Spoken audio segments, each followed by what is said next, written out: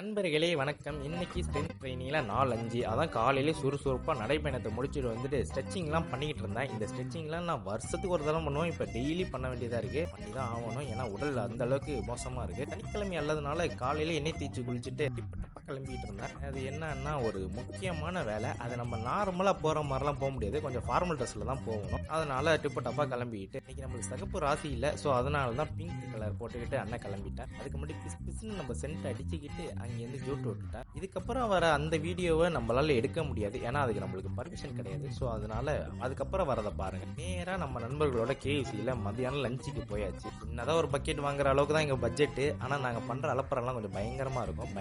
பயங்கரமாக இருக்கும். அப்புறம் அங்கேருந்து ஒவ்வொருத்தனுக்கும் ஃபோன் அடித்து நம்ம நண்பர்கள் வரீங்களான்னு கேட்டோம். வந்ததுக்கப்புறம் அங்கேருந்து பிளான் அப்படியே மந்திக்கு ஷிஃப்ட் பண்ணிட்டோம். ரொம்ப டயட்டில் இருக்கிறனால லைட்டாக சிக்கனும் ஒரு 2 வாய் மட்டும்தான் மக்களே வைக்க முடிஞ்சது. இப்போ டயட்டில் இல்லாதப்பெல்லாம் ஒருத்தனும் வரமாட்டான். நம்ம டயட்டில் இருக்கிறப்ப எல்லாருமே வரிஞ்சு கட்டிட்டு வராங்க. நல்லா இருங்கடா, நல்லா இருங்க, நல்லா சாப்பிட்டு தெம்பாருங்க அப்படின்னு சொல்லிட்டு இன்னைக்கான நாளை முடித்து கொண்டேன்.